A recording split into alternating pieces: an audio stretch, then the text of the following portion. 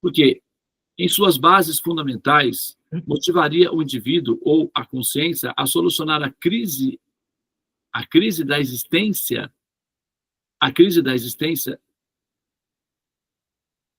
a crise da existência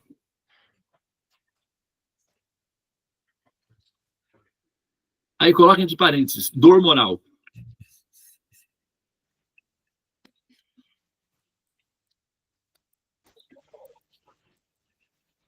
Pela eliminação dela mesma, o que tornaria o princípio da evolução ou da seleção natural, como é mais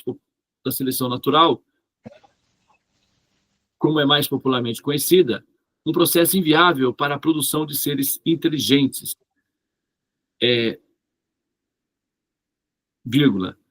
Já que esses últimos, né, entre parênteses, seres inteligentes.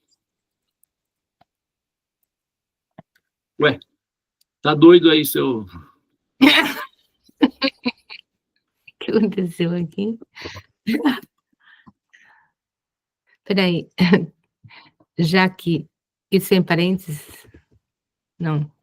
Já que o quê? Jacques Lacan. Jacques aqui. É francês isso daí. Sim. Já que esses últimos, parênteses, seres inteligentes ou racionalmente articulados, já que esses últimos, parênteses, seres inteligentes ou racionalmente articulados,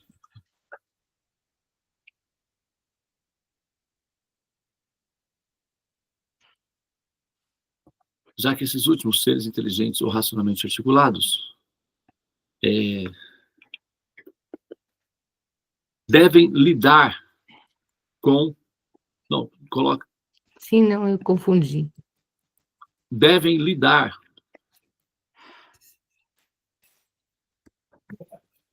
com o fato de estarem conscientes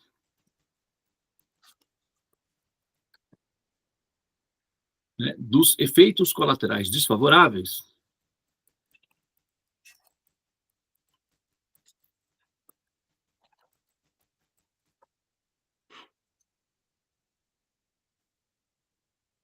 do ato de existir.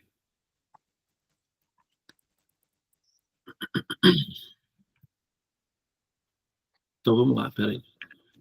Mais popularmente conhecida, um processo inviável para a produção dos seres inteligentes, já que esses últimos, seres inteligentes ou racionalmente articulados, devem lidar com o fato de estarem conscientes dos efeitos colaterais desfavoráveis do ato de existir, o que provoca o desconforto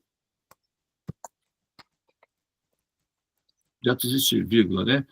O que provoca o desconforto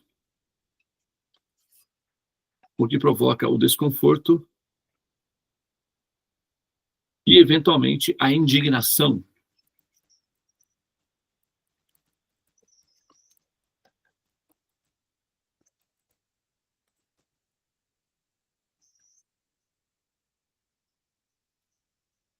A indignação frente a esse desconforto.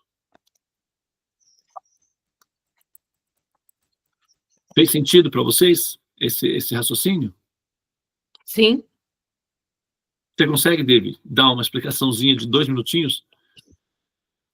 Ó, eu vou ler o parágrafo inteiro, prestem bem atenção, que eu vou pedir uma explicaçãozinha de 2 minutos de cada uma de vocês, tá? A depressão, por exemplo, que é uma experiência de pré-morte, uma antítese em relação ao prazer de viver, é um efeito que produz na consciência uma vontade de morrer. Isso é um fenômeno inconsciente gerado a partir do desejo de solucionar os problemas da dor moral pela suposta eliminação da consciência.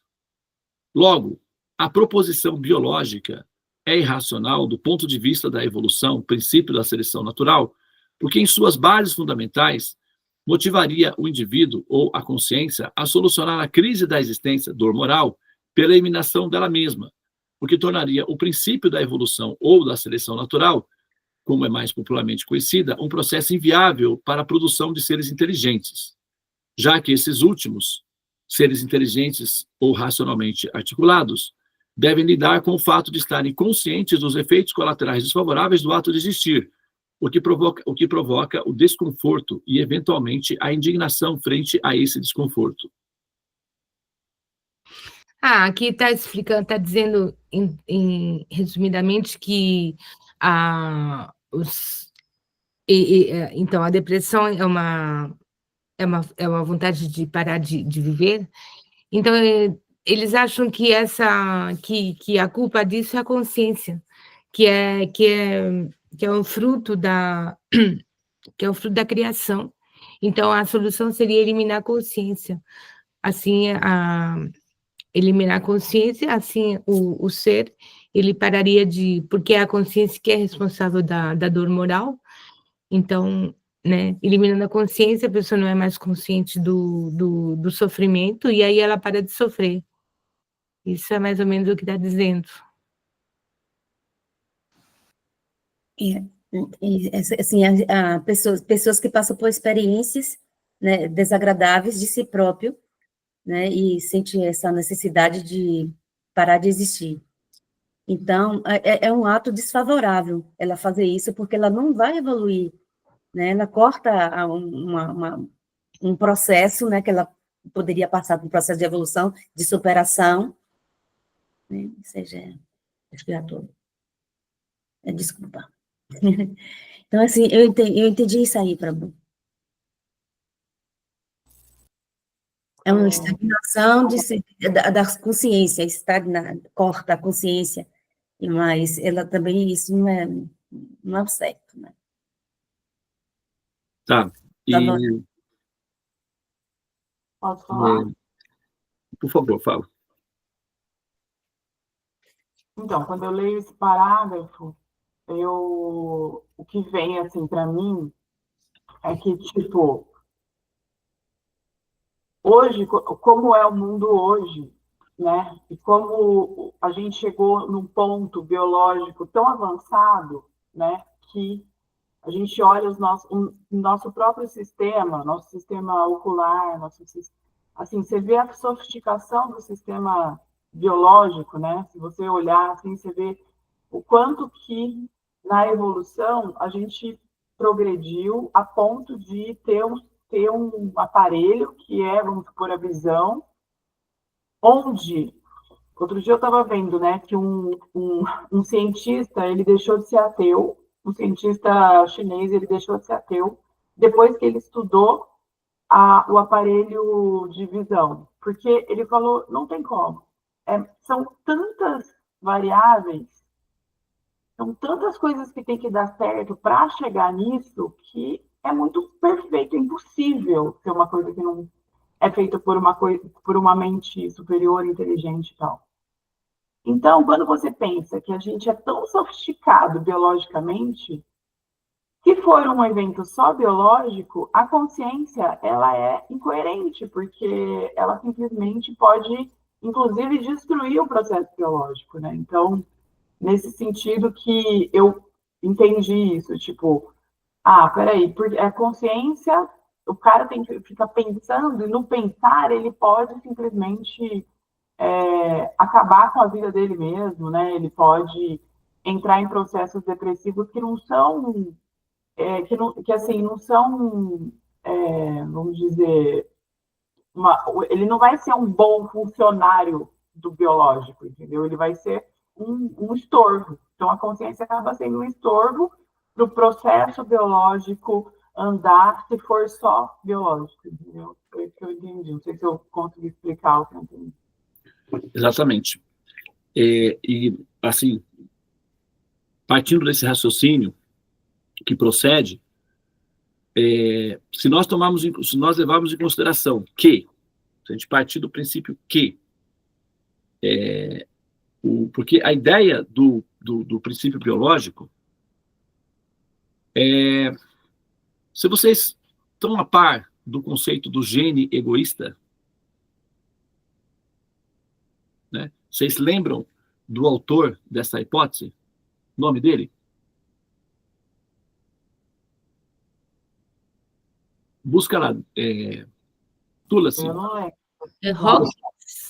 busca lá. O conceito de gênio egoísta, pega a pesquisa e traz para nós aqui, Tulasi. Ó. O sistema de seleção natural, né, partindo do professor do Einstein, procede, tá? Opa, brigadão, Miguel. Valeu. Seleção natural, Darwin, né? O sistema de seleção natural do professor Darwin, né, acho que eu me confundi aí, né? Ele procede, tá correto. Tá? Inclusive, a gente, né, os estudos, né, as pesquisas, as observações dos sábios, pensadores naturais, identificam que essa hipótese ela é plausível, racionalmente aceita e observável na natureza. Então, o desenvolvimento da raça humana se deu realmente dessa forma. Tá? Agora, como que, no decorrer do desenvolvimento da raça humana, o cérebro humano precisa de aproximadamente de 4 a 6 milhões de anos para ficar prontinho. Assim como um bebê precisa de 5 a 6 anos para o cérebrozinho dele ficar prontinho, que ele já fez todos os downloadzinhos, fala, os sentidos, reconhecimento de área, sabe, visão periférica, tudo, é mais ou menos 6 anos, tá? Isso no indivíduo. Se você jogar no histórico da humanidade, como um todo, então, também se dá dessa maneira. 6 milhões de anos, de 4 a 6 milhões de anos. Os pensadores estimam 4 milhões, tá? Mas você pode jogar aí de 4 a 6 milhões de anos, que dá. Então, o cérebro humano, para chegar no ponto, partindo de um peixe, né, até chegar, porque a nossa origem são os peixes, né? Nós vemos os macacos, já é a estrada lá na frente. A nossa origem do desenvolvimento humano são os peixes, tá? A gente somos originários dos peixes. Assim como um bebê é originário de um peixinho, um girinozinho, o espermatozoide é um peixinho. Ele fica nadando numa lagoazinha, né? Ele vai ali e aí ele vira um bebê. Mas originalmente o espermatozoide é um peixinho, né? Então ele veio de um peixe, literalmente. Ainda hoje ele surge a partir de um peixinho, né? Um girinozinho. Que aí esse desenvolvimento, né, do ser, quando ele começa a ficar humano, quando ele fica humano, quando ele tem os primeiros efeitos humanizados, ou seja, ele começa sabe, ter as mãos com 5 dedos, os pés, a formatação do corpo, daí o processo do desenvolvimento cerebral começa. E aí você joga aí uns 4 a 6 milhões em cima, até o cérebro ficar prontinho, formatadinho, para entender assuntos mais complexos, porque aí ele consegue administrar o fogo cozinha os alimentos no estômago com mais rapidez, ou seja, o alimento já chega no estômago pré-cozido, então o estômago tem menos trabalho, o cérebro gasta menos energia processando alimentos e ele fica liberado para outras funções. E essas outras funções são as funções artísticas. Ele começa tudo com processos artísticos, artesanais. Começa descobrindo, igual criança na escola, fazendo massinha, juntando. Ele vai descobrindo as coisas. E numa dessas daí, ele se depara com o fogo. Ele fica curioso. Crianças são curiosas, né? O fogo é uma coisa que atrai a mente dos bichinhos lá, nossos ancestrais, ficam olhando para o fogo e fica uhul, uhul, uhul, uhul, uhul. Aí eles ficam curiosos com o fogo e os danadinhos vão e aprendem a dominar o fogo. A partir daí, a evolução explode, a partir do fogo. O cérebro, então, fica iluminado, porque o fogo ilumina tudo. Eles conseguem desenvolver a língua, a fala, a escrita, as técnicas de artes explodem, né? Melhoram muito. E isso faz com que o ser humano, o nativo local, esteja apto a receber investimentos de futuro. Nesse momento, é nesse momento que a civilização védica ou os diretores dessa civilização entram com investimentos sofisticados, porque não tem como ele introduzir conhecimento para uma população que ainda está aprendendo a quebrar as nozes com pedras. É complicado isso daí, entendeu? Então, ele espera um pouco, como, por exemplo, não tem como você mandar a criança para a escola enquanto ela não faz 6 anos, porque enquanto ela estiver fazendo xixi, cocô na fralda, você não, a não ser que é uma escola de babá, na verdade, é um hotelzinho para criança, né? A escola mesmo é a partir do momento que a criança já não faz mais xixi na calça, né? Aí ele já está dominando o equipamento, o cérebro está disponível para pensar, ele vai aprender. Então, semelhantemente, quando essas crianças, esses bebês humanos, estão aptos a receber investimentos e educação, daí é que a civilização védica, os investidores, entram com a aculturação. Daí eles pavimentam, escolhem algumas áreas da terra, fazem experimentações com diferentes humanos, porque eles também não sabem exatamente quais humanos se adaptarão melhor aos investimentos. Então, eles vão tentando em várias áreas. Por isso que existem pirâmides, construções inexplicáveis em todo o planeta, que não deram certo, que viraram fósseis. Por quê? Os habitantes locais não se adaptaram, os cérebros não conseguiram se adaptar aos investimentos. Então, os investidores abandonaram essa região e procurar no outro. É igual o dono de empresa multinacional. O dono da empresa multinacional tenta um país. Se não rolar, ele sai dali e larga tudo lá. Aqui em Pinda, por exemplo, tinha um terreno enorme, com um galpão abandonado, enorme, agora até caiu, que era uma fábrica da Coca-Cola. Eles colocaram uma fábrica aqui, trabalharam um tempo, não deu certo, tiraram a fábrica daqui e foram para outro lugar, porque não deu certo. Então, donos de multinacionais tentam um país, beleza. Se der certo, se houver adaptação, se o comércio reagir bem, eles continuam os investimentos. Senão, eles saem, largam tudo lá para trás, aqueles prédios gigantescos, e vão para outros lugares do mundo. Não estão nem aí. Então, os investidores védicos, eles também fazem isso. Devi, amor, cadê seu cafezinho, minha flor? Vai tomar o seu cafezinho, vai. É a terceira vez que você boceja. Pode tomar um cafezinho, eu estou tomando um aqui, ó. Não tem café. Você não fez o cafezinho? Acabou o pó, foi? Bom, tudo bem, fica atenta, tá? Bebe água, fica em pé, espreguiça, mas não bocheja muito não, tá bem? Você está diante do conhecimento. E a postura diante do conhecimento tem que ser uma predisposição de lutar contra a tendência de decair. E isso é um exercício moral, intelectual, de assimilação de dados, inclusive. Oxigenação no sistema neural para ele assimilar dados. Então, fique atento. Então, se precisar, já sabem, nós não temos objeção com relação ao cafezinho, porque para nós ele é importante. A gente faz essa alteridade de acordar muito cedo para pensar. E isso não é uma atividade comum, é atípico. Outro dia eu falei para um rapaz que nós temos uma sala e eu dou aula nesse horário. Ele olhou para mim assim, nossa, mas que aluno acordaria nesse horário para assistir aula? Eu falei, isso do futuro. Né? Então, o que nós fazemos é austero, tá?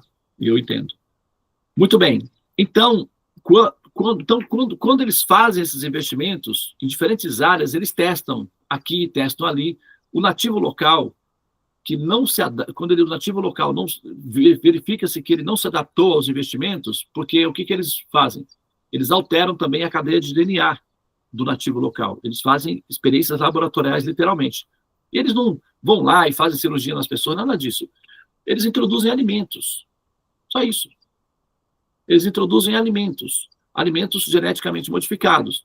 Essas pessoas comem esses alimentos e a cadeia de DNA deles assimila essas modificações e interage com o efeito dado no sistema nervoso central. Então, eles criam investimento e introduz, vamos dizer, seria ração, ou seja, alimentos. E os nativos locais se adaptam ou não.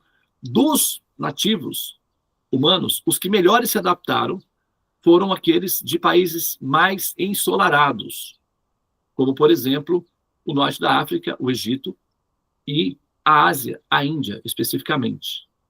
Tá? Então, são países com alta incidência de sol, ok?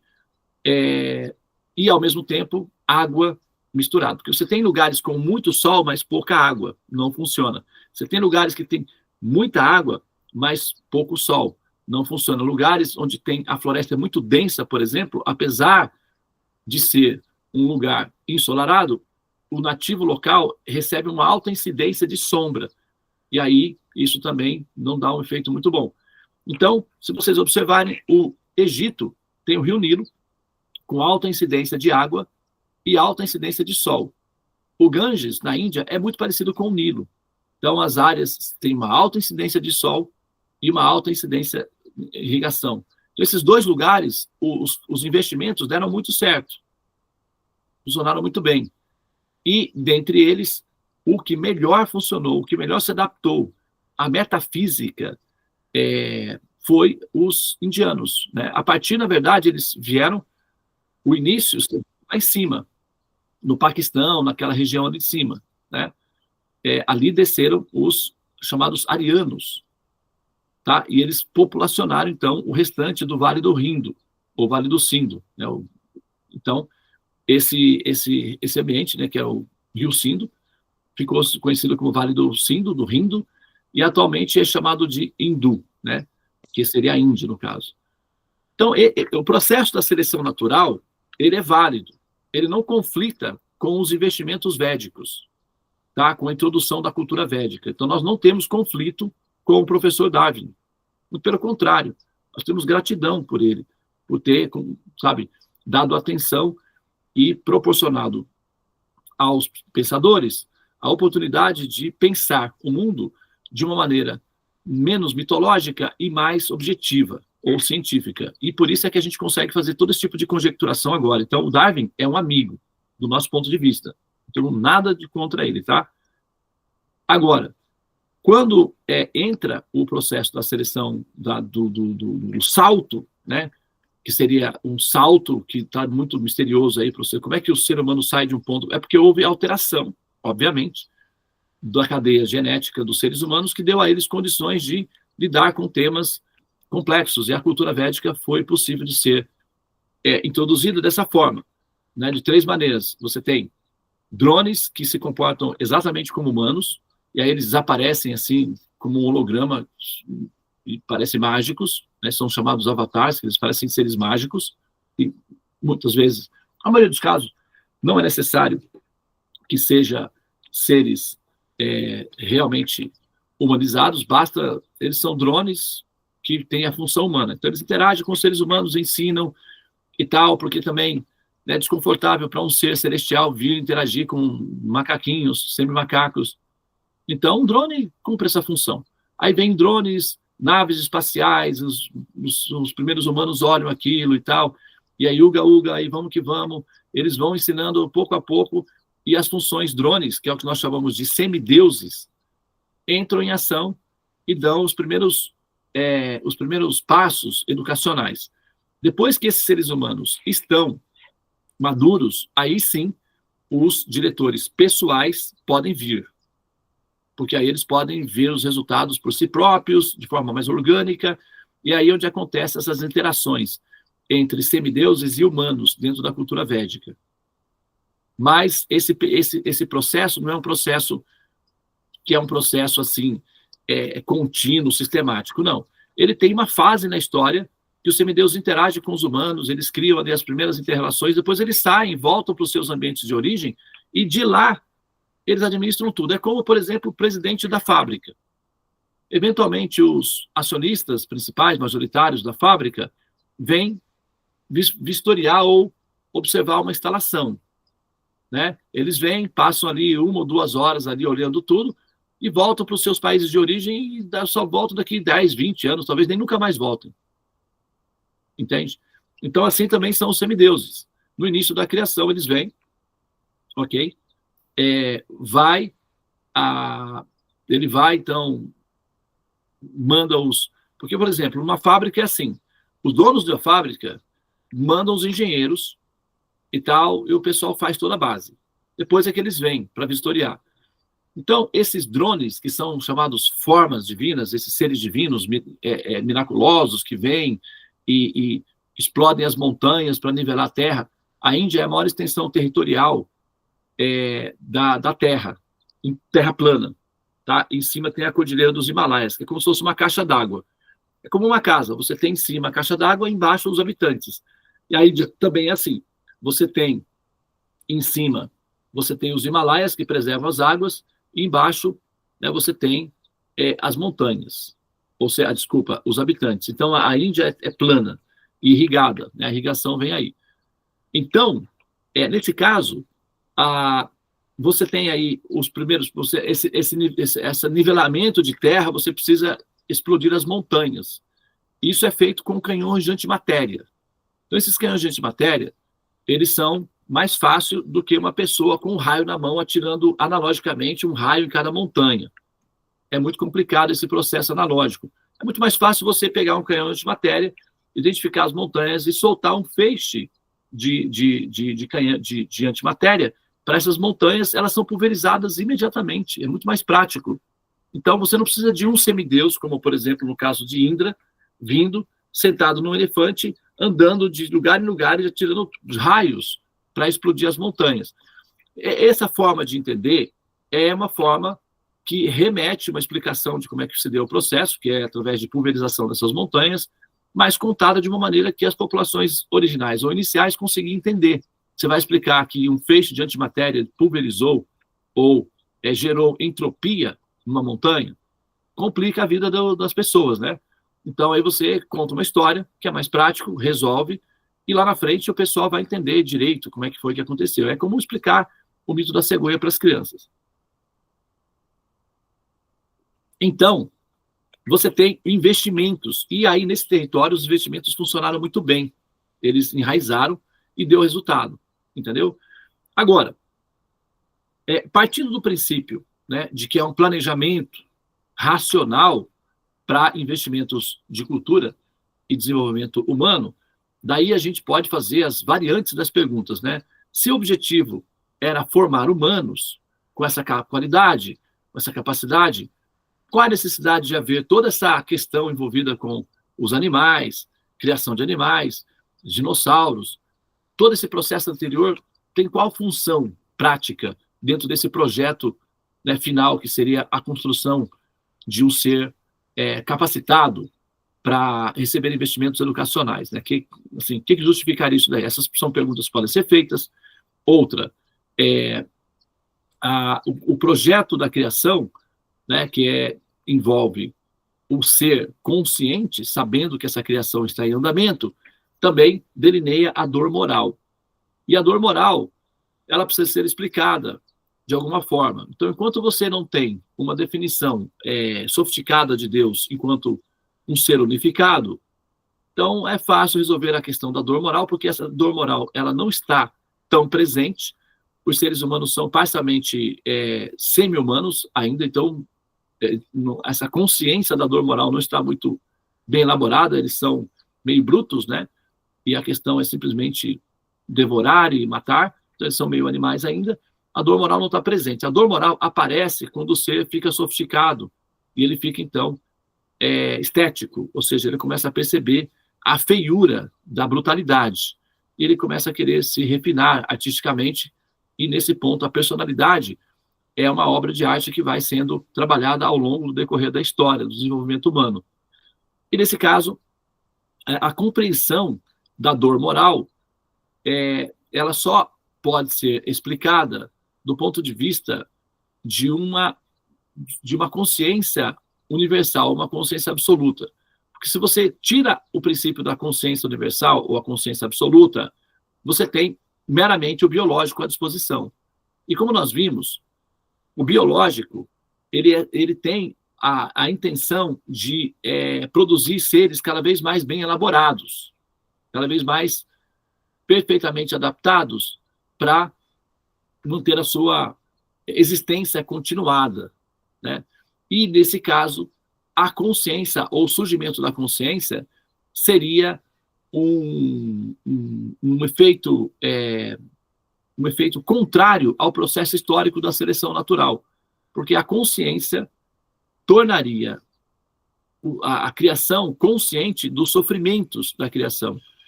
E esses seres conscientes chegariam ao ponto de entender que todo o processo viabiliza apenas a manutenção de um único ente, que é o gene egoísta. Teoricamente, é a proposta aí, né? E quando todos os seres, todos os humanos, tomarem consciência absoluta de que nós somos apenas fruto de um esforço genético, de uma pressão genética absurda, de um único gene egoísta que pretende permanecer existente, em detrimento da nossa dor moral de consciência, nós, ao chegarmos a essa consciência, esse conceito, o que nós faríamos como ente? Nós simplesmente desistiríamos de existir, porque seria mais racional. Qual seria a função de nós pagarmos os boletos? Outro dia, eu fui numa loja e eu presenciei uma cena que há muitos anos, né, que eu não vejo isso daí. No começo do movimento Hare Krishna também tinha muito disso. Era muito assim, bizarro esse procedimento. E aí eu fui lá na loja e vi esse fenômeno acontecendo. Um rapaz novo, né, estava começando no trabalho, e ele fez um comentário com os amigos, estavam todos conversando, não tinha ninguém na loja, né? Eu cheguei lá, estavam conversando, todos os amigos, e tinha o gerente. Né? E aí o gerente também estava participando da conversa, assim, tal, né? Não estavam conversando. E de repente esse novato fez um comentário sobre ele, que ele não era filho do pai, não sei o que, uma coisa lá, e o gerente simplesmente falou assim, ninguém quer saber da sua vida particular aqui. Deu essa resposta assim, grotesca, agressiva, na frente de todos os amigos dele e na minha frente. Eu me senti constrangido pelo rapaz, que é um jovem muito educado. Ele se sentiu naturalmente constrangido, pediu desculpas. Os outros se sentiram, foi um constrangimento coletivo, desagradável, triste, né? Uma cena triste do ponto de vista do exercício do poder desse gerente, porque ele não precisava, aquilo foi um exagero de exercício de poder, né? Só que não tem leis que regulamentem isso, a não ser que o rapaz possa pedir, né, contas, não querer trabalhar ali, ou então ser resiliente e tolerar, porque precisa do dinheiro. Né? E por que ele precisa do dinheiro? Porque ele tem desejos a realizar, porque ele tem contas para pagar, de repente ele tem que ajudar a família, que tem uma pessoa doente, nem quem é que sabe o que está acontecendo, ou simplesmente ele quer ter um dinheirinho, né, para, enfim, projetos dele pessoais. Então, você suportar esses relacionamentos abusivos, essa relação ríspida com o outro humano, e saber que isso tudo é apenas para viabilizar um gene egoísta, né? Se as pessoas tomarem consciência dessa proposta de maneira integral, então a próxima pergunta é: por que eu faria isso? Né? E nesse caso, o ato, o que seria, né, o ato do suicídio, seria uma alternativa relativamente aceitável, porque aceitar todos esses processos, né, a Tulasi está fazendo um tratamento sério, um tratamento difícil, longo, quer dizer, somente para dar vazão a um gene egoísta, todo esse sacrifício, todo esse esforço, sabe? Então, a proposta do princípio biológico é insatisfatória, porque ela levaria o ser humano à extinção caso os seres humanos tomassem consciência desse fator. E como tem pessoas interessadas em educar a população para tomar consciência desse fator, o que significa que nós chegamos ao nível de consciência dele. O que geraria, por exemplo, é que a gente tem uma estrutura boa, né, de consciência, mas pessoas fracas estruturalmente, em termos de consciência, de emoção, fragilizadas emocionalmente, se levar a sério essa proposta biológica, naturalmente, ele pode cometer suicídio, alegando simplesmente que ele está indisposto em relação à viabilização do gene egoísta. Ele pode simplesmente colocar isso, não como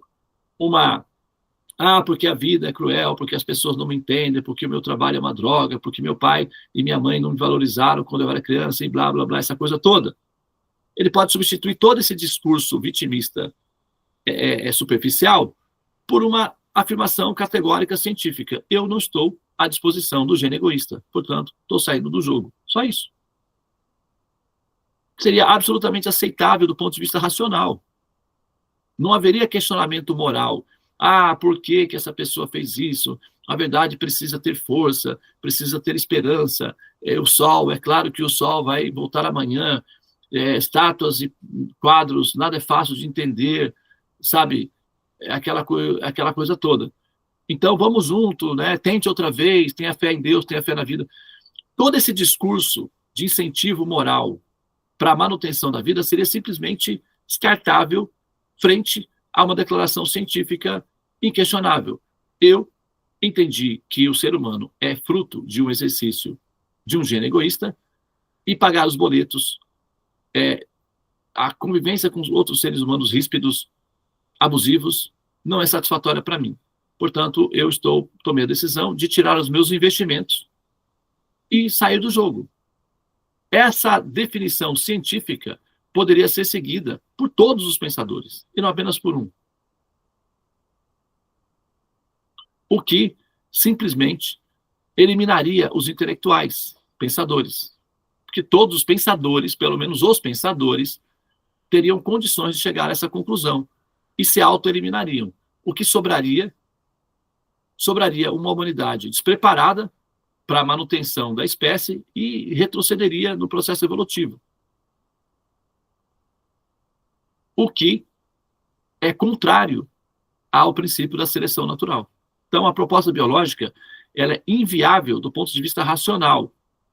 Não é porque a gente está chateado que o Darwin tirou de nós a fé em Deus. Absolutamente não. O Darwin, ele era até religioso, pobrezinho. Ele ficou num conflito danado lá com relação à fé dele e as questões da observação científica.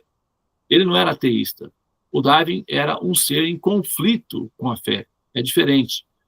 Mas ele fez a contribuição que gerou as bases, né, para o ateísmo racional.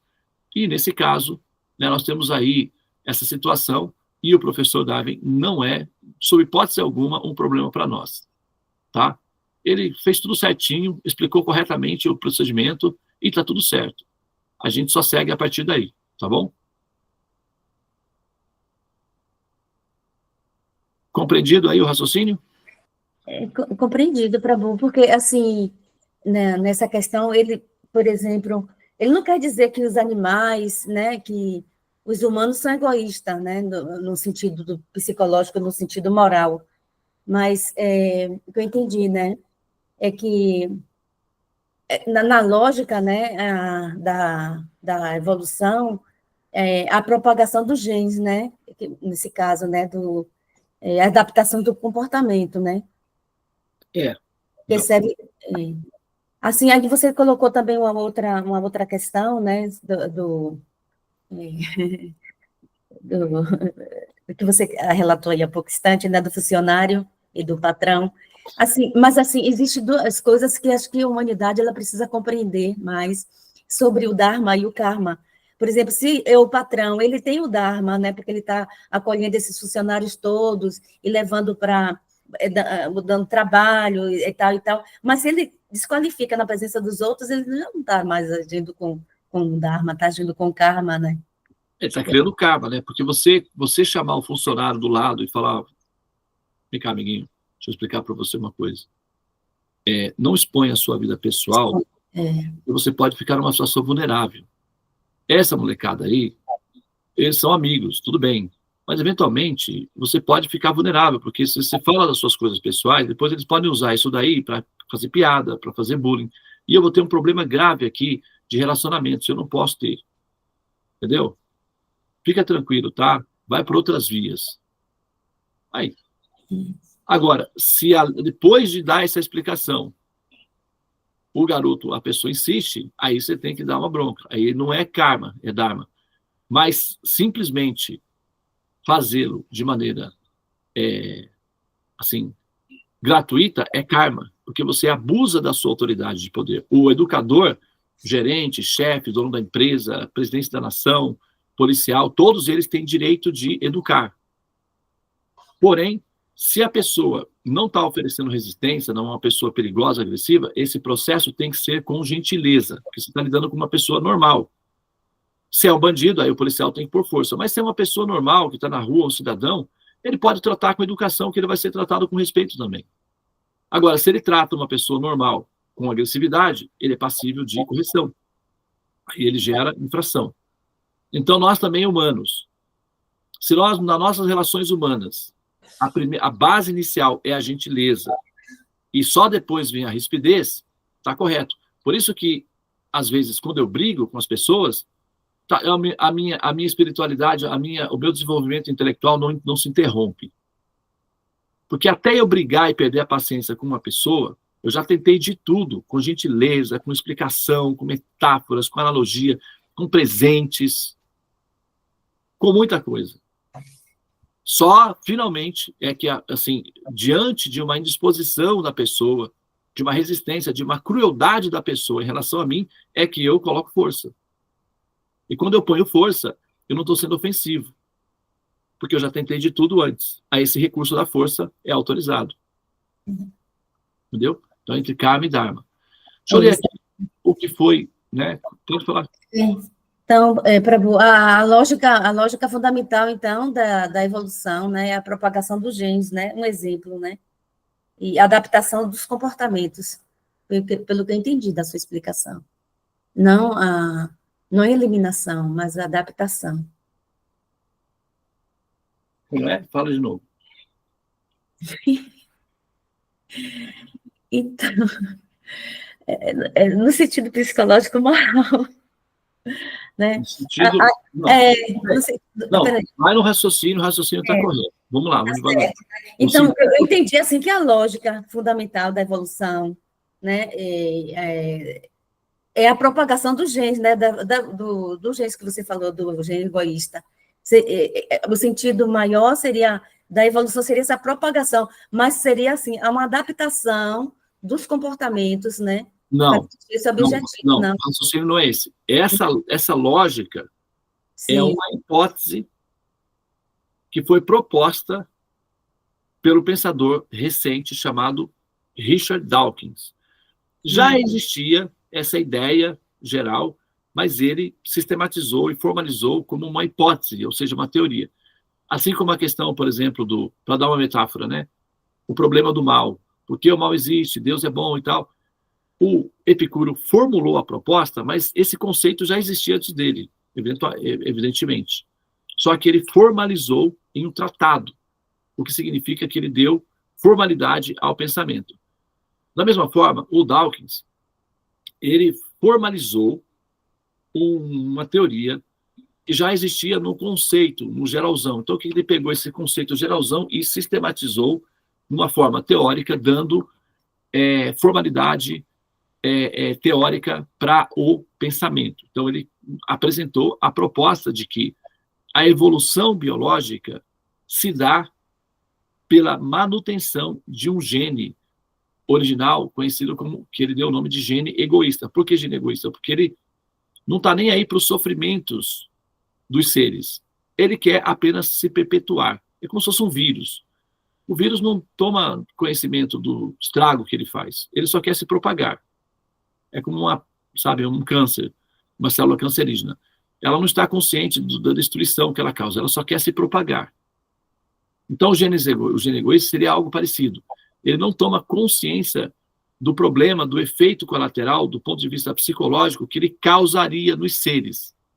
Para ele, o gene egoísta tanto faz. Ele não está nem, na verdade, consciente do que está acontecendo. Ele só quer se propagar. E aí, toda a evolução, a produção dos olhos, das garras para se alimentar, e tal, tudo penas para voar, tudo isso seria apenas uma variação do esforço desse gene egoísta de se manter vivo. E para ele tanto faz, se é no corpo de humano ou no corpo de uma barata. Para ele tanto faz. Ele quer apenas fazer a manutenção de si mesmo. Esse conceito é uma proposta, não é a definição da evolução, mas é uma proposta de entendimento da evolução proposta, né, pelo Richard Dawkins. Neste livro, Dawkins, o gene egoísta, né, reformula igualmente o conceito de meme, ou seja, o equivalente cultural do gene. Tá? É a unidade básica da memória ou do conhecimento que o ser humano transfere conscientemente para os seus descendentes. Dawkins afirma no prefácio da... ok, aí vai, ok? Em geral, o egoísmo do gene originará um comportamento individual egoísta. No entanto, tal como veremos, existem circunstâncias especiais em que um gene pode atingir mais efetivamente seus próprios objetivos egoístas, cultivando uma forma limitada de altruísmo que se manifesta no nível do comportamento individual. Olha só que interessante isso daí, ó. Prestem atenção nisso daí, ó. No entanto, tal como veremos, existem circunstâncias especiais em que um gene pode atingir mais efetivamente seus próprios objetivos egoístas, cultivando uma forma limitada de altruísmo. Ou seja, quanto menos inteligente e altruísta for o ser, tanto mais sucesso o gene egoísta tem. Logo, qual seria a perfeição para os genes egoístas? A vida animal, que é pouco altruísta. Eles não são altruístas em si mesmos. No reino animal, tem espécies que comem seus bebês, não tem aquele passarinho lá que joga o bebê fora do ninho porque não está predisposto a se sacrificar para criar e tal, aquela coisa toda. Então, quanto menos altruísta for o ser, porque o altruísmo requer o quê? Moral. Compaixão, altruísmo, é um esforço intelectual. E o texto está falando, está comentando, o gene pode atingir mais efetivamente, olha lá, seus próprios objetivos egoístas, cultivando uma forma limitada de altruísmo. Ou seja, quanto menos altruísta for o ser, tanto mais possibilidades o gene egoísta tem de sobreviver. Portanto, seres irracionais ou de comportamento brutal, o que significa os animais e até mesmo os minerais, que são absolutamente egocêntricos, vivem num mundo absolutamente herméticos e fechados nele mesmo, seria a perfeição da evolução. Logo, Vênus, que é um vulcão, ou então Júpiter, que é gasoso, ou o próprio Sol, que é plasma, por que não Netuno, que é uma bola de gelo praticamente, o Saturno, que é um gasoso, seria a perfeição da evolução, porque ali o gene egoísta seria absolutamente egocêntrico, sem nenhuma responsabilidade social com os demais. Então, quanto menos altruísta for o ser, mais sucesso o gene egoísta tem. Logo, o raciocínio consequente é que as formas mais evoluídas são as pedras. Do ponto de vista desse raciocínio aí, porque não tem altruísmo praticamente nenhum. Né? Por exemplo, assim, eu tenho vários irmãos. Aí, mas aí está passando por determinada dificuldade, aí e eles são ameaçados e tal, aí um irmão mais velho, ele vê que se ele tirar a sua própria vida, ele pode salvar os demais. Ele está sendo egoísta, mas sendo altruísta, né? Porque ele está salvando os demais, né? Jesus, esse é o princípio de Jesus, né? Foi o que ele fez. É o princípio de Jesus. Aí você já tem um ser, não é um ser egocêntrico, ele é um ser altruísta ao extremo, a ponto de dar a própria vida. É o caso de uma mãe, por exemplo. Eu não pensei, não fiz a relação, agora você trouxe. Né? O caso de uma mãe, por exemplo. Né? Uma mãe é assim, uma mãe natural, normal é assim. Se ela puder dar a própria vida para salvá-la do filho, ela o fará com toda a gratidão no coração por poder fazê-lo. Gente, eu vou precisar me deslocar agora, eu vou ficar ouvindo, e aí talvez eu tenha condição, a depender que eu vou fazer um exame agora, aí de atender a Renata ou não, entendeu? Mas a Devi já está avisada. E a leitura hoje era a Ellie, mas a Ellie se preparou para a próxima, aí ela deixou em aberto, eu entrei para fazer, e Ellie, Devi, aí se qualquer coisa. Aí eu não vou estar no computador para auxiliar, viu? Eu vou ter que precisar sair agora, porque eu preciso de um resultado antes das 10 horas. Tá, tá bom, tudo. Eu vou estar ouvindo, vou migrar para o celular, viu? Ok. Tá. Muito bem. Então, seguindo, né, o raciocínio aqui, tá? Vocês pegaram a ideia aí, né? As abelhas são altruístas? Absolutamente. Com certeza. Ela não sabe disso. Né? Ela não está, assim, ela não tem noção desse efeito, desse impacto. ela só quer ter a casinha dela cheia de mel para eles poderem viver. Só isso. Só Prabhu, para conseguir assim, isso. desculpe, sim, outra coisa que eu estava pensando outro dia, questão da abelha. A abelha, o mel, fabrica o mel serve isso. Mas a mosca também, ela deteriora, digamos, as fezes, entendeu? Ela está lá, ela vai decompor, ela também está ajudando. Sim, Aí eu estava pensando outro dia nisso aí. sim, sim. As moscas, os pernilongos, por exemplo, né? Que função é essa, pelo amor de Deus? Para que ter pernilongos, né? Qual é a vantagem? Ou seja, qual seria a justificativa, né, para ter pernilongos perturbadores, né, na vida das pessoas? Okay? A gente poderia, né, partir desse princípio aí. E aí, nesse caso, nós teríamos, né, essa questão. Qual a utilidade prática do pernilongo na história da criação? Né? Então,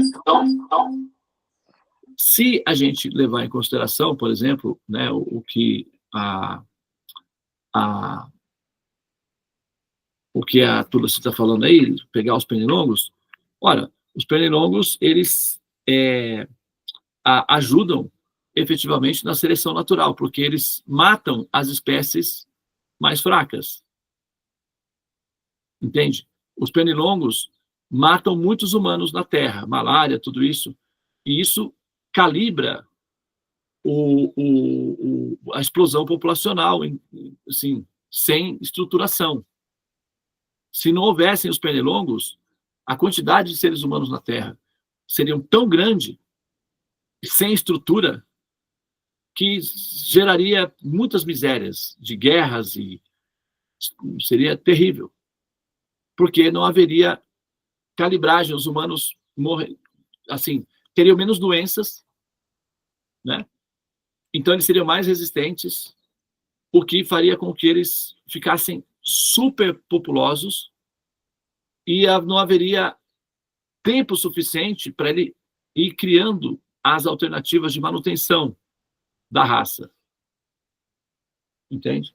Então, os pernilongos matam os humanos. E essa forma de fazer assim, útil para a manutenção da espécie, por incrível que pareça. Tá?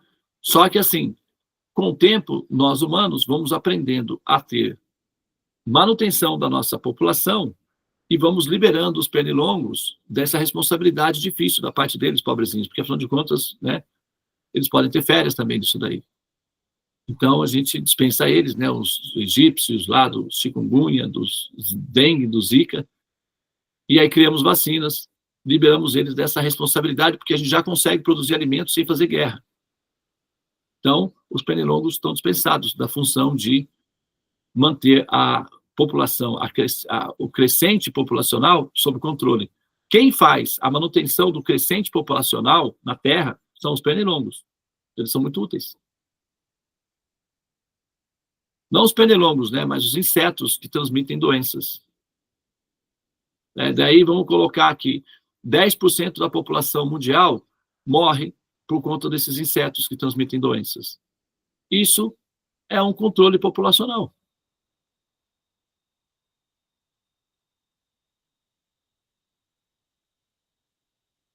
É bom do ponto de vista moral? Não. Mas do ponto de vista coletivo, da manutenção da saúde, do bem-estar coletivo, por incrível que pareça, pode ser, sim, entendido como uma coisa, um mal necessário. Coisas ruins que vêm para o bem. Agora, na medida, como eu falei, que a gente dá conta de produzir, porque o que causa guerras? Falta de recursos. Então, na medida em que nós somos capazes de produzir recursos de bem-estar e alimentos, não há mais necessidade de guerras. As guerras desaparecem. Logo, as guerras desaparecendo, nós conseguimos fazer a manutenção da espécie, porque a nossa inteligência vai ser para a produção de bem-estar e alimentos. Aí não tem problema o crescimento populacional. E quando chega nesse ponto, os mosquitos transmissores de doenças são desnecessários na manutenção. As vacinas deixam eles obsoletos. Eles vão ficar lá como, sabe, vovozinhos, que trabalharam duro, construíram patrimônio, mas agora ficam só na cadeirinha lá, sem né? Então, os pernilongos, esses insetos, vão ficar tudo lá na natureza, vão continuar picando, mas não vai dar em nada. Por agora tem uma vacina da dengue aqui no Brasil, né? Fizeram. Você toma vacina e você não pega mais dengue. Quer dizer, qual o mosquitinho da dengue vai picar aqui, picar, mas não vai dar em nada. Ficou inoperante. Então, se a gente for ver, analisar bem, a gente encontra as funções de tudo. Ok? Agora, que é combatível, tem. Se não fossem as doenças, certamente nós nos mataríamos muito mais de guerras. As doenças nos dão assim, espaço para pensarmos a criação do ponto de vista moral, refletir sobre os problemas da existência. E nas guerras você não tem pensadores metafísicos, você só tem seres apavorados, assustados e desesperados.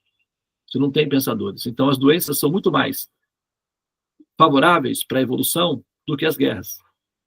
Então, sábio é aquele que, ao ter que escolher entre dois males, opta pelo menor deles. Então, as doenças são muito menos agressivas ou ruins que as guerras, porque as doenças permitem com que você passe longos períodos meditando, pensando nas... Foi o caso do Epicuro, né? Ele tinha uma doença, o cálculo renal. E devido ao cálculo renal, ele desenvolveu todo o conceito filosófico do problema do mal, em função da doença. Então, você tem tempo de metabolizar, metafisicalizar os problemas da dor, ao passo que as guerras não, só produz desespero e medo. Não é produtivo do ponto de vista metafísico, intelectual. As doenças produzem seres metafísicos e intelectualmente refinados. As guerras produzem seres brutos, violentos e desesperados. Não é tão produtivo. Então, entre ter pernilongos, transmissores de doenças, e guerreiros assassinos vorazes e furiosos, os pernilongos são a nossa opção principal. Fica pernilongo. Movimento. Salvem os pernilongos. Movimento, proteja os insetos, transmissores de doenças. Não, a gente não vai fazer isso. Porém, por mais bizarro que pareça, eles são muito mais nossos amigos do que nós mesmos. Porque nós nos matamos de forma, né, assim, e pelo menos eles nos dão a oportunidade de repensar a existência e refinar intelectualmente.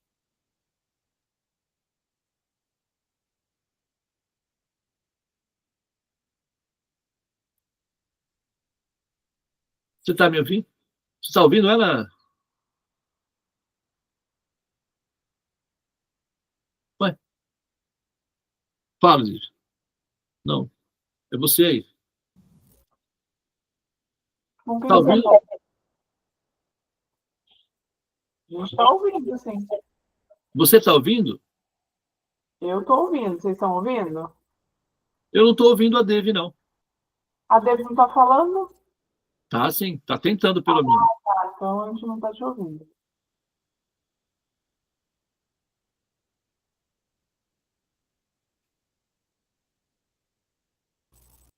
Eu tenho uma pergunta do que você estava explicando aí.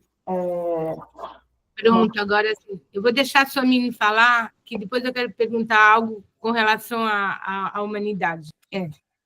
Mas o que você vai perguntar é o que ele vai estar falando agora ou outra coisa? Não, é com relação ao aumento da população, mas fala você, não é urgente. Não é também urgente. Na verdade, é meio que um assunto diferente do que ele está falando agora. Por isso que, se for o seu assunto for relacionado ao que ele está falando agora, é melhor você falar antes. Tá, então, com relação ao aumento da população, a superpopulação, tem um argumento que eu não sei, eu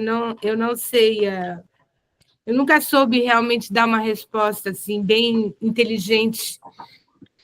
Tem muita gente que fala assim, mas se não comerem mais, se tornar vegetariano e comer, vocês não comem mais as vacas, nem todos, vai ter O mundo vai ser superpopulado com vacas, com touros, com animais, aí como é que faz? E que se daria O como mundo já é superpopulado de vacas e touros. Tem mais vacas e touros no planeta que seres humanos, animais. É? Não, mas aí, vamos lá. A gente tem uma superpopulação de vaca e touro porque o humano fez isso. Porque eles fazem inseminação artificial, porque eles criam em larga escala para poder comer. Então, se a gente tiver um problema desse, é porque os imbecis fizeram isso. Agora eles vão ter que resolver, né? Verdade. Exatamente. Agora, no mundo natural, por exemplo, essa superpopulação, ela só acontece se você não tiver predadores, né? Por exemplo, lá os iglus, lá aqueles bichinhos que ficam fazendo na savana lá, migração, né? Aqueles cavalinhos lá, zebras, por exemplo. Sempre vai, a terra sempre vai criar um sistema de equilíbrio. Então, você vai ter predadores para essas vacas aí. Agora não tem, porque você matou todas as onças e tal, e os predadores, você tem um monte de vaca. Aí você tem um problema de desequilíbrio ecológico, ambiental e problemas de efeitos morais. É um problema que foi criado, tem que ser resolvido. Mas se fôssemos vegetarianos, num passado remoto, os seres humanos eram muito mais vegetarianos que carnívoros, que eles só conseguiam comer restos, assim, carcaças que eles encontravam. Aí eles conseguiam comer algumas. Mas daí, e não havia esse problema populacional desregulado. Sempre houve um certo equilíbrio de controle natural partindo da própria natureza. Então, esse argumento é inválido. Como a sua menina falou, se a gente parasse de comer agora, se todo mundo parasse de comer agora, sim, a gente teria um problema populacional. Entretanto, seria resolvido muito rapidamente, porque pararia as inseminações artificiais, por exemplo, não haveria, né? Mas vai faltar o leite, vai faltar o queijo. Cara, você vai dar um outro jeito. Os seres humanos vão encontrar outra forma de produzir leite a partir das seivas das árvores, das plantas, sabe, assim, sei lá, rochas de vulcão reprocessadas. Eles dariam um jeito de fazer alguma coisa, pode ter certeza. Não ia faltar a pizza, não. Ia continuar. Só que eles iam encontrar outras formas de fazer. Ia ser rapidinho. Né? Rapidinho. Então, quer dizer, por um tempo você teria uma grande população desses animais, mas logo eles morreriam, não haveria reposição, porque não haveria inseminação artificial, então reduziria dramaticamente a população. O que sobraria, né, seriam animais mais domésticos, que produziriam leite doméstico, que voltaria à civilização védica. Você tem uma população de animais domésticos numa escala muito menor para a produção natural do queijo, do leite orgânico, as pessoas continuariam consumindo, mas sem o problema moral, que é o que a cultura védica faz. Eles consomem leite, queijos, etc., mas não tem o problema moral de serem violentos com os animais, porque eles cuidam desses animais como seres, membros da família, domésticos, e eles não matam e não comem. Quando o animal morre, eles, então, oferecem o animal para ser, assim, para as pessoas tirarem o couro, né, para as pessoas, sabe, assim, até os chacais, os outros animais também comem as carnes das vacas. Seres humanos também podem comer essas carnes que os animais morrem naturalmente. Então é útil, né? Tudo bem. E aí haveria uma população menor, mais reduzida. Mas a extinção absoluta, não acredito que acontecesse, não, porque as vacas produzem o leite é útil, as pessoas ainda vão continuar consumindo, né, esses produtos, só que seria numa escala familiar, como é o caso, por exemplo, das civilizações védicas, né, que mantém as vacas numa escala familiar. Todas as famílias têm umas vaquinhas lá e tal, todo mundo cuida dessas vaquinhas, e o resultado é que eles convivem com elas. Tá bom, faz sentido. Se a gente for ver, eu acho que em alguns lugares eles trouxeram vaca, né? Não sei se no Brasil tinha vaca. Eles devem ter importado vaca para todo lugar, né? Porque... Exatamente. E todo desequilíbrio biológico é porque eles põem bicho que não tem nada a ver com o lugar, né? Eles põem aqui e daí dá um desequilíbrio absurdo. Assim. Então, existe equilíbrio na natureza em tudo. É o ser humano que que interfere, né, negativamente. Exatamente. A minha pergunta é, quando você estava falando que os seres, né, celestiais, eles vêm e fazem, né, as culturas aqui, aí você falou que eles tentaram assim, tipo, no Egito, né, em outros lugares e tal. Se a gente for ver, no Egito não é o sânscrito, por exemplo, né? Eles usavam outra linguagem. Aí a gente pode entender que existem várias civilizações e eles vão tentando tipos de abordagens, porque, por exemplo, no Egito é outra arquitetura, outra linguagem de hierógrafos, né? Não é o sânscrito, por exemplo. O Egito, ele tem todas essas civilizações primitivas, elas têm uma arquitetura similar, piramidal. Tá? A arquitetura védica ela é toda piramidal. Os templos têm forma de pirâmide mais alongadas, mas é piramidal. As vimanas têm forma piramidal. Você vai na China, as pirâmides. Você vai nos Malaias, tem pirâmide em toda parte do planeta. E o Egito também tem pirâmides. O sistema de linguagem, assim, sofisticada, ela chega depois da matemática. A matemática vem em primeiro plano. Aprender a fazer utilização de recursos de contagem e tal é mais pragmático.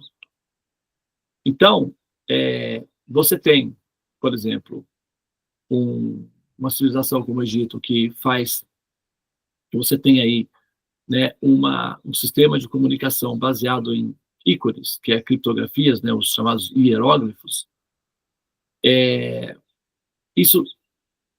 Essa formação aí já pode ser, por exemplo, você, né, vamos supor, você está construindo um prédio, a Torre de Pisa, por exemplo, né? Lá em Maiapur tem um prédio lá. Os caras construíram um prédio e aí o prédio começou a inclinar para a direita. Eles iam fazer, acho que 10, 12 andar. No 6º andar, ele começou a inclinar e eles pararam de construir. Aí o projeto foi para 10. Pararam no 6º. Entendeu? Então, se você tem um investimento, esse investimento está tomando uma outra direção, você para de investir. Aí eles se viram lá. Faz o que dá. Então, eles conseguiram fazer os hieróglifos. Entendeu? Ao passo que na Índia deu muito certo, está funcionando, então vamos introduzir agora sofisticação metafísica, linguagem, a nossa linguagem. Aí introduz a escrita. Se você pegar os vestígios arqueológicos na Índia, por exemplo, você não tem o sânscrito perfeito. Você tem fragmentos de um rudimento muito próximo, parecido, ou indo na direção do sânscrito. O que significa que os investimentos deram certo, os humanos estavam reagindo na expectativa, e como havia uma inclinação daquele cérebro local ali, daquela população, de reagir positivamente aos investimentos, aí eles entraram com o investimento completo e foi para frente. Mas eles ficaram algum tempo, aí vamos colocar alguns milhares de anos, né, observando o desenvolvimento intelectual dos diferentes processadores, que são os cérebros, grupos de cérebros, para ver onde é que eles iam colocar o investimento final. E ali naquela região foi o local que mais reagiu de forma favorável aos investimentos finais. Portanto, a civilização védica se estabeleceu ali, não por um capricho, né, por uma decisão pessoal, mas por uma questão de seleção natural. Eles selecionaram, dentre as raças, dentre as populações, qual seria a mais, vamos dizer, adaptável. Foi os indianos? Ótimo. Poderia ter sido os norte-americanos, poderia ter sido, sabe, os brasileiros aqui no Brasil, poderia ter sido, entende, os chineses, mas devido a fatores geográficos e fatores adaptativos, os indianos se deram melhor.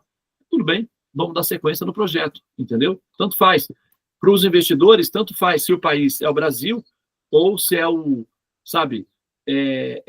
a Indonésia, o que eles precisam é de látex para produzir borracha de pneu. Sabe que no sul da Índia são os dravidianos, né? Que tem o Tamil, mas eles são também devem ser esses investimentos superiores que também investiram no sul da Índia, porque não são arianos, né? São dravidianos, eles são diferentes, mas é a mesma coisa, né?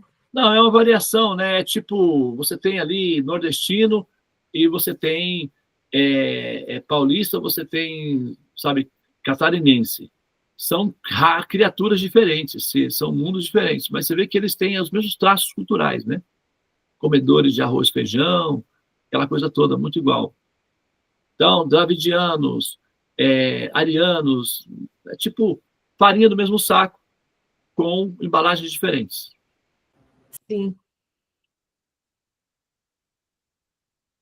Né?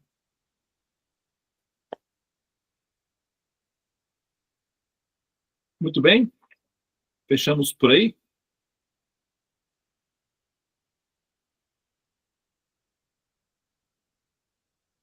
Mais algum comentário? Por informação, essa teoria do gene egoísta, ela é muito popular ou é só de uma certa segmento da população? Ou ela é muito a que nível ela é conhecida e propagada essa teoria? Olha, essa teoria é uma teoria acadêmica. Os seres humanos, eles nem sabem isso. Ah, tá, porque eu nunca ouvi falar disso, então, por isso que eu... Se você chegar numa pessoa e falar do gene egoísta, aí a pessoa vai falar, chega na dona Maria lá, né? Fala, você está sabendo do gene egoísta? Ei, minha filha, é tanto egoísmo que tem hoje em dia, você nem imagina. É por aí, entendeu? Então, a pessoa não sabe de nada disso daí. Isso é um tema de pesquisadores. Tá? Agora, só uma coisinha, Devananda, por que os devotos, né? Assim, na teoria de Darwin, tem uma parte que é controversa com relação ao Vaishnavi, às Vedas, né? Sim. O que seria? Pode falar. Não, do fato que... Pois é, então, é esse ponto que ele diz que as espécies, elas vão evoluindo, elas vão sendo... na verdade, é uma teoria materialista, porque ele não acredita em... Não, você falou que ele acredita em Deus, mas a teoria dele é meio que dizendo que a alma foi criada pela natureza, porque...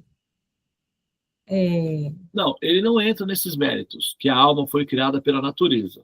Ele simplesmente fala que as espécies sobrevivem com adaptação. Ele não fala da alma. Tá, agora que eu lembrei. Então, os Vedas... Ele se limita ao processo relacionado com as espécies, não necessariamente metafisicamente falando. Ele só lida com a questão do porquê que as raças sobrevivem, só isso. Então, os Vedas dizem que, assim, pelo menos, né, o que eu aprendi, né, do Bhagavatam, que todas as espécies, elas estão lá, e a alma, ela vai evoluindo, vai pegando corpos de acordo com sua evolução. Sim. E qual seria o conflito? Porque se você partir do pressuposto, né, vamos pegar a Terra como vamos pegar a Terra como uma escola, né? Vamos imaginar uma escola, um jardim de infância, tá? Se você vai na biblioteca, já tem todos os livros lá, tem todos os professores prontinhos para receber as crianças, tem quartinho para descansar, tem refeitório, tem os brinquedinhos, tem toda a estrutura. E a criança entra e ela vai se desenvolvendo dentro daquela estrutura que já existe, pré-organizada. Como um filme que vai rodando, né?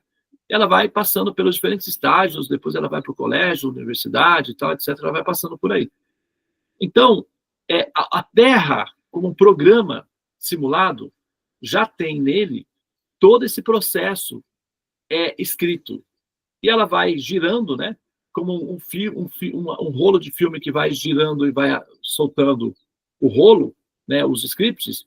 A Terra vai girando e vai mostrando essas diferentes fases do processo até que chega ao momento em que, sabe, aparecem os primeiros humanos. E não tem problema nenhum em relação a isso daí. Agora, explicar por que tem que ser assim é outro assunto. Mas explicar que é assim é absolutamente aceitável. Mesmo que, vamos imaginar, que um grupo, porque na Srimad Bhagavatam, né, que é a escritura, fala que um grupo de mulheres se reuniram para imaginar as formas humanas. E elas, a partir de processos artísticos mentais, elas foram criando as formas humanas, e essas formas humanas foram sendo assim manifestadas na Terra ou regiões semelhantes à Terra. Tá, tudo bem. Você pode ter essa ilustração inicial, mas assim, em termos técnicos, não precisa ser assim. Isso pode ser uma referência inicial, como, por exemplo, no caso, quando você explica o mito da cegonha para uma criança. O mito da cegonha é uma relação sexual propriamente dita. Tem todas as fases de uma relação sexual. A cegonha fálica, né, aquele bico, vai lembrar, então, um pênis em situação de ereção, a criança na sacolinha. Se você relacionar isso com o testículo masculino, procede, o bebezinho está na sacolinha, a cegonha bate na porta com o bico, a mãe abre a porta, equivalente de uma mulher predisposta a receber o contato masculino, e aí depois a mãe pega a sacolinha, leva a criança para dentro da casa, é o equivalente da mulher recebendo os investimentos que são os filhotinhos dentro dela. Tem toda a relação sexual descrita. Só que você está descrevendo essa relação para uma criança. E aí você tem que colocar de uma maneira que não seja agressivo, que não force ela a pensar numa coisa que ela não tem condições. Então, se você cria um sistema de histórias que conta uma história verdadeira de uma maneira lúdica, isso é o que nós chamamos de mitologia. Entendeu? Então, se você pega as escrituras, o Srimad Bhagavatam, e você vê que essas histórias, elas são verdadeiras. Elas falam sobre um assunto verdadeiro. Elas contam uma história verdadeira. O mito da cegonha é verdadeiro. Ele conta uma história verdadeira. Ele fala de uma coisa que realmente acontece, mas de uma maneira acessível e facilitada para a criança entender. Então, essas histórias maravilhosas, mágicas, super incríveis, elas são verdadeiras. Elas contam uma história verdadeira. Elas transmitem uma informação verdadeira, mas de uma maneira que a população em geral, que não são intelectuais refinados, que não tem esse problema que a gente tem de acordar cedo para ficar pensando nos assuntos, que só vão lá cuidar da vidinha delas, possam entender, assimilar, entendeu? De forma mais facilitada. É só isso. Mas por que Srila Prabhupada era tão assim, agressivamente dizendo que Darwin estava errado, que era uma concepção materialista, ateísta, né? Ele era bem assim crítico, né? É com relação à lei do karma, eu acho.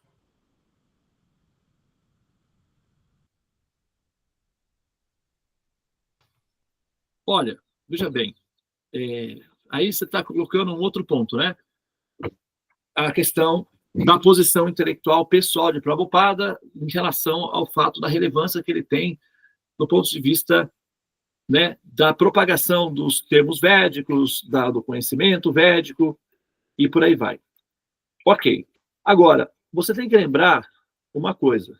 Prabhupada, ele não é apenas um ser mágico ou místico. Ele é um ser humano também influenciado pela sua cultura. Tá?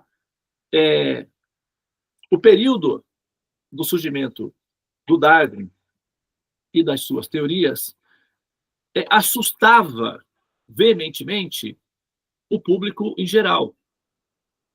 Entendeu? E nesse caso, os pensadores religiosos, não apenas Prabhupada, mas todos os pensadores religiosos do mundo inteiro, tiveram essa reação natural contra o Darwin. E Prabhupada foi um deles. Mas é um fenômeno de época. Até hoje, os religiosos têm uma tendência de se posicionar contra o Darwin. Nós, particularmente nós aqui, não temos esse problema, porque o Darwin pode ser explicado dentro do processo da civilização, da aculturação, que é a civilização védica. O Darwin não fica de fora, ele entra no pacote. Então, a gente não tem esse conflito. Por quê? O nosso sistema de racionalização da civilização, ele é um sistema mais compatível com a civilização propriamente dita. E o sistema religioso, ele é analógico. Então, ele depende da mitologia para nortear o raciocínio geral da população. E quando você admite o Darwin, você tem que eliminar todos os processos mitológicos. E aí, como é que fica para educar a população? Então, os pensadores, diante desse risco iminente, é mais favorável eliminar o Darwin do que reexplicar a humanidade para uma humanidade despreparada para entender. Entendeu? Então, uma reação absolutamente previsível e compreensível. Mesmo que os pensadores não tenham essa complexidade de observação, eles não pensem dessa forma, mesmo que eles não tenham essa dinâmica de racionalização, intuitivamente, eles têm. Aí eles vão reagir contrário, porque eles precisam preservar os modelos que funcionam para a educação humanitária, de modo geral, porque você vai ter que colocar uma outra história no lugar das mitologias. E você tirar um ser mágico, belo, gracioso, incrível, super fantástico e trocar por um macaco comedor de banana é muito complicado, entendeu? Então, é preferível que o Darwin seja eliminado do que a gente ser transformado em macacos, porque o pessoal não quer isso daí, entendeu? Porque quando a gente, um devoto, né, ouve falar da teoria Darwin, né, parece que é um ataque contra a filosofia védica, né? Mas aí você tem que ver o sistema, né, o paradigma que está vigente, como é que ele lidaria com isso? Porque aceitar o Darwin significa, como você mencionou, materializar-se em termos de conceitos metafísicos. Significa você demandar para uma direção que não produz ananda, que não produz alívio do efeito da dor moral. Mas, desculpa, em certa forma, porque ele diz o quê? Que a gente vem do macaco, é isso? Não, absolutamente. Ele só diz que as espécies evoluem gradualmente por desenvolvimento de órgãos, por pequenos saltos que ela dá, mas que se a gente for remontar, o ser humano moderno, o Homo sapiens, é descendente dos primatas, o ser humano moderno. Mas se você for um pouquinho antes dos primatas, você vai ver lá os mamíferos, você vai mexendo, vai voltando, vai fazendo o processo inverso, no final você tem os oceanos, você tem os plânctons, que formam as primeiras formas de vida complexas, né, pluricelulares, que são bastõezinhos, né, bactérias na água, e essas bactérias vão se desenvolvendo até virar um peixe. Aí o peixe fica curioso, mas aqui só tem água, lá de fora tem um solzinho, vamos pegar um solzinho aí, vai. Aí o peixe sai da água, aí ele começa a gostar, fala, eu vou ficar lá naquela água fria lá, vou ficar nesse solzinho quente. Aí vira um jacaré, aí vai indo. Entendeu? É assim. Então, originalmente, se você mexer lá atrás, latrazão, no fundo do latrazão, você vai achar uma bactéria na água. Aí nós somos originários daí, das bactérias. Nós somos bactérias super evoluídas. Basicamente, seria isso daí. Entendeu? Agora, se você pegar um ser humano, você olha no espelho, você está muito linda, você está de parabéns, você é muito fofo, olha os seus olhinhos, olha o seu nariz, o seu cabelinho, você é incrível. Você pode olhar no espelho e falar isso daí. Vamos conhecer a sua história. Aí vai voltando, aí chega lá a Déborazinha com 16 aninhos, aí volta um pouquinho mais a Déborazinha com 8 aninhos, que coisinha mais fofa da mamãe. Aí volta um pouquinho mais a Déborazinha no bebê, no ventre, aí vai fazendo um filmezinho, até que volta na Déborazinha, que é um peixinho, um espermatozoidezinho. Sim.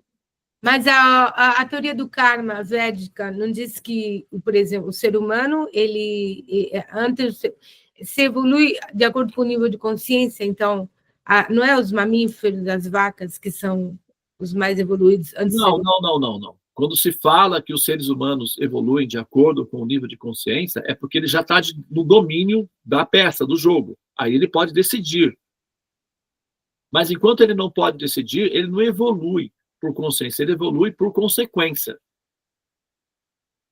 Por exemplo, como é que uma alma sai do corpo de um jacaré para chegar até a forma humana?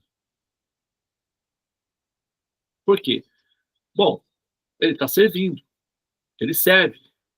Ah, mas ele não serve nada, ele só come os peixes, ele só come as zebrinhas, pobrezinhas que estão atravessando. Ok, mas os jacarés, os leões e predadores fazem o controle populacional das zebras, senão elas rebentariam tudo. Não teria espaço para ninguém mais, porque as zebras são comilonas e se crescem rápido, fazem bastante amor lá e tal, e dá zebra. Então, o jacaré come uma zebrinha, o leão come outra, aí, sabe? E por aí vai. A hiena também. Então, mantém a população, entendeu? Isso é serviço. Ah, é um serviço que eu não queria fazer. Tudo bem, mas alguém tem que fazer. Eles estão fazendo, então, tá bom.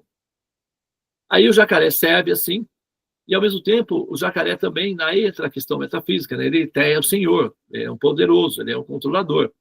Ele satisfaz o desejo de ser um grande dominador dos tal e tal, e também ele satisfaz esse desejo, aí já vai diminuindo esse impulso de domínio e tal, por processos embrionários inconscientes. E a sequência dá nessa direção aí.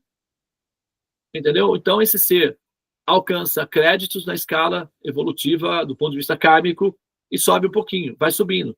Até que o acúmulo de piedades pelos processos de serviço ao ecossistema alcança um nível tal que os créditos disponíveis garantem a possibilidade de uma forma humana. Então, um animal nasce como humano. Então, ele vai ter comportamento animal, mas já num corpo humano que vai permitir com que ele evolua um pouco mais. E aí a coisa vai andando, entendeu? Então, se pode dizer que os macacos seriam anteriores ao ser humano? Não apenas se pode dizer, mas como existem vestígios documentados de evidências disso.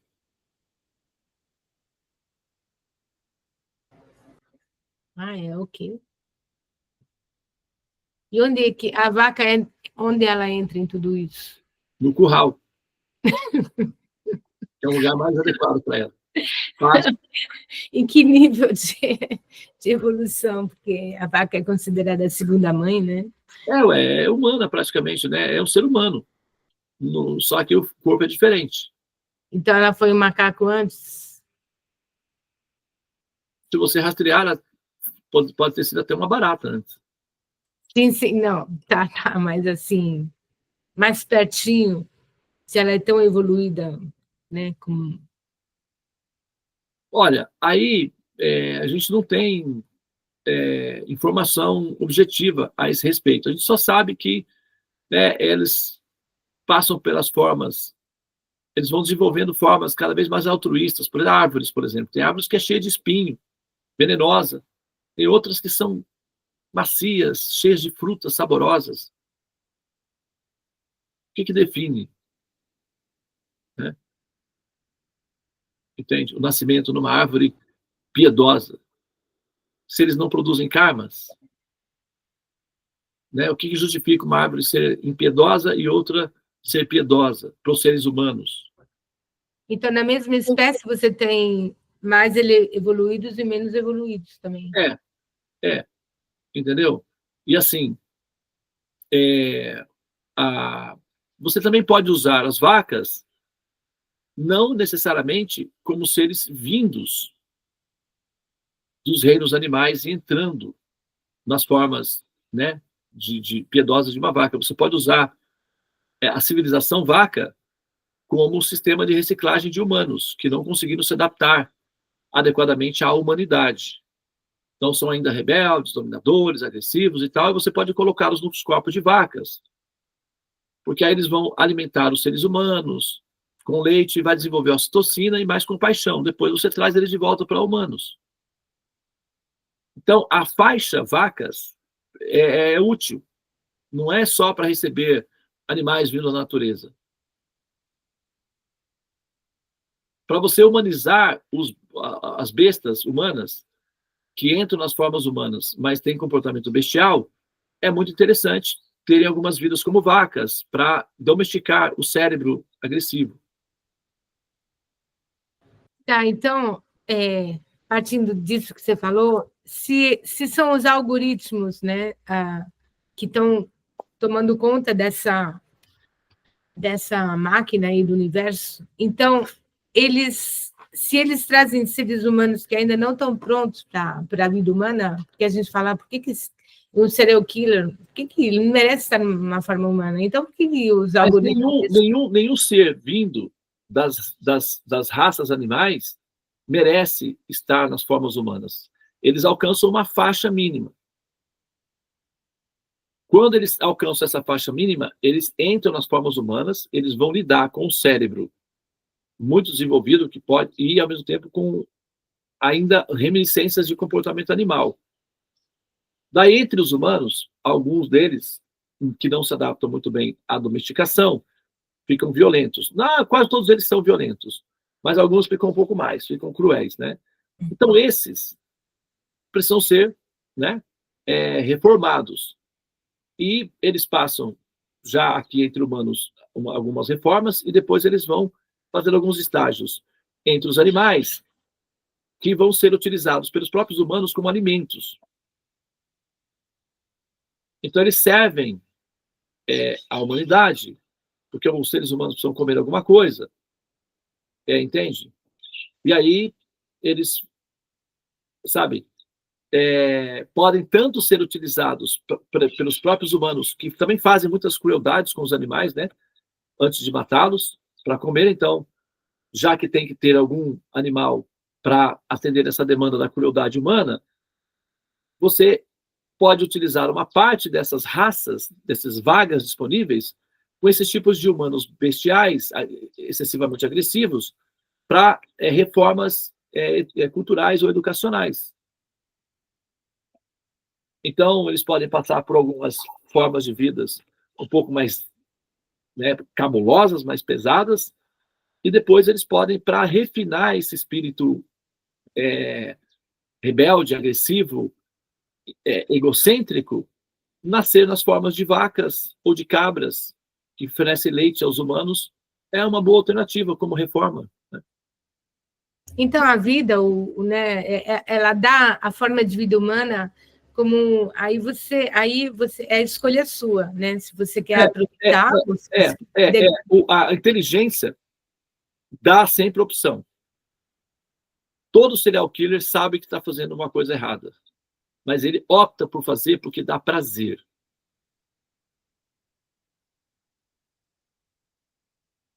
Entendeu? Então, isso precisa ser corrigido.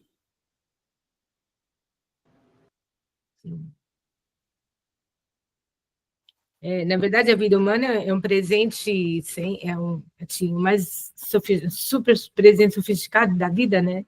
A vida humana é uma fase anterior à pós-humana, que é o que nós chamamos de devas.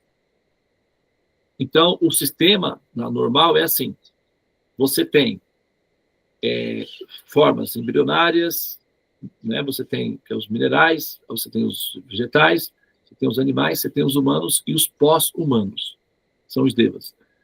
Então, o sistema de civilização de educação é introduzido a partir das fases humanas, porque esse sistema ele tem que preparar essas almas em ascensão para se tornarem cidadãos da civilização de futuro, que é a civilização védica. Então, eles fazem o monitoramento dessas consciências, nós chamamos de alma.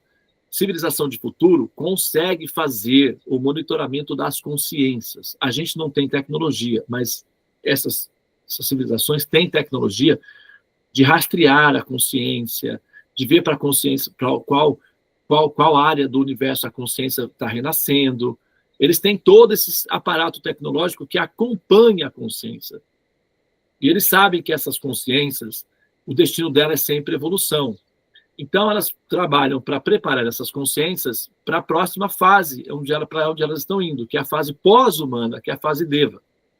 O algoritmo faz a seleção natural dentre essas consciências humanas, aquelas que estão mais adaptadas a conviver com cidadãos livres nos planetas celestiais. E aí faz a coleta dessas pessoas, elas vão nascer lá nos planetas celestiais, mas elas já não vão nascer nas formas mais sofisticadas. Elas começam tudo de novo lá. Começa primeiro, nasce como uma pedrinha no planeta celestial, depois vai se desenvolvendo, já nasce como, etc. E aí você pega aqueles que produzem, que já conseguiram uma fase boa, que pode passar para frente, um grande contingente, você coloca lá nas formas básicas, porque você precisa de árvores nos planetas celestiais. Você precisa de rio, você precisa de lua, você precisa de, sabe, pedrinhas preciosas. Você precisa de ocupar esses espaços, então são vaguinhas. Então, com isso, você aumenta a possibilidade de ocupar essas almas em ascensão para servir os pós-humanos, porque servindo os pós-humanos, eles vão se adaptando à pós-humanidade. Assim como aqui, as pedrinhas estão servindo à humanidade, que é o topo, né? E elas estão se adaptando à humanidade. Um dia elas chegam a ser humanos, pelo processo de graduação. Nos planetas celestiais, um fenômeno semelhante acontece. Embora a partir da civilização védica, você tem também a opção de se desenvolver bem em termos de consciência e já entrar não como nas fases básicas, protocolares. Você já pode entrar nas fases mais sofisticadas, a depender do seu nível de sofisticação intelectual aqui. Então, o algoritmo também considera a possibilidade de você ter condições de pular fases, de não passar pelas fases protocolares e já na fase... É como o Enem, por exemplo. No Enem, você faz o Enem, se você passa, você não pode pular fases. Então, o algoritmo também admite esses saltos, tá? E quando você está falando do Vaishnavismo ou dos sistemas mais sofisticados de cultura védica, você já dá a opção da pessoa de pular fases. Mas essa opção de pular fases não está disponível para a grande população que vai lá no rio e toma um banhozinho para poder se elevar. E ela faz o chapatezinho, come, uma vez por ano ela vai lá no rio, faz uma peregrinaçãozinha e a vida segue. Essa pessoa está adaptada para a civilização védica, mas ela não tem complexidade de relacionamentos ainda. Então ela pode nascer ali como uma plantinha. E precisa de plantas. Tem vagas para plantas. Os peixinhos dos planetas celestiais são super fofinhos. Entende? São decorativos. Então, e aí você tem um sistema de entropia muito reduzido entre as formas complexas, mas você pode ter um sistema de entropia um pouco mais acelerado nas formas embrionárias, como vegetais, minerais ou animais. Então, esses peixinhos simplesmente, em algum momento, evaporam ou simplesmente adormecem ou desaparecem do contexto, e aí já nasce como um gatinho. Porque imagina os planetas celestiais sem gatinhos. Que pena, que triste. Não seria muito mais gostoso, mais fofinho, os planetas celestiais com gatinhos? Alguém tem que ser um gatinho. Como é que vai fazer para ter gatinhos? Entendeu? Então, você também tem um sistema de graduação aí. Como tem aqui. O mesmo processo. Só que você tem... As formas são mais confortáveis. Por exemplo, você vai ser um peixinho, não vai ter um tubarão para vir te cortar um pedaço de você, não vai ter um anzol lá te beliscando a boca. Entendeu?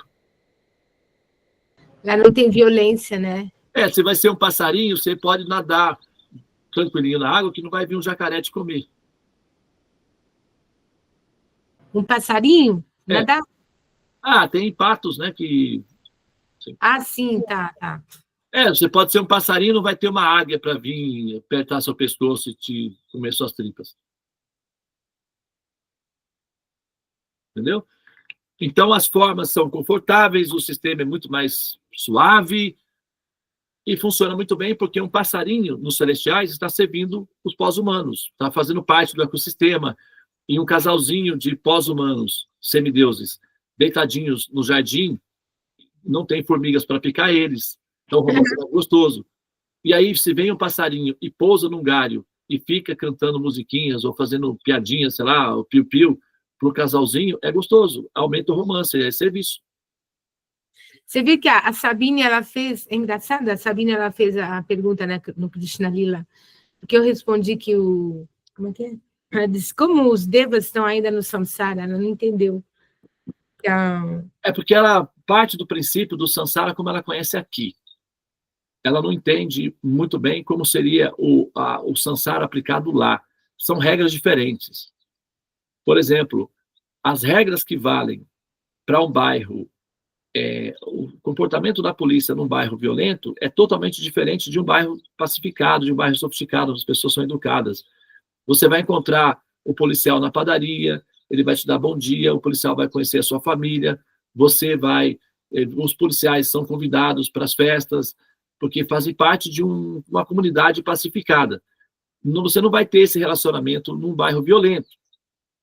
Então, o comportamento do policial no bairro violento é diferente de um bairro pacificado. Inclusive, os policiais que trabalham em bairros pacificados são mais intelectualmente refinados que os policiais que trabalham em bairros mais violentos. Eles colocam os mais brutos, mais agressivos, os mais mais testosterona nos bairros mais agressivos. E colocam os policiais mais refinados, mais gentis, mais cultos. Tem alguns lugares que os policiais precisam necessariamente saber falar inglês para poder lidar com a população e tal, e por aí vai. Então, a aplicação são diferentes, né? A aplicação não é linear. Então, ela está partindo do princípio de que o samsara é uma aplicação linear, e não é. Ela é escalada. Ela é escalada, e não linear. Porque também nos celestiais também tem a entropia, né? Tem a entropia é muito baixa. Eles estão no samsara porque não é definitivo. Não é uma vida definitiva. Eles serão transferidos aos Vaikunthas, onde sim, será definitivo. Agora, a vida no celestial é muito próxima de uma vida Vaikuntha. É praticamente igual. Então, o ser ele não sente tanta diferença nessa transição.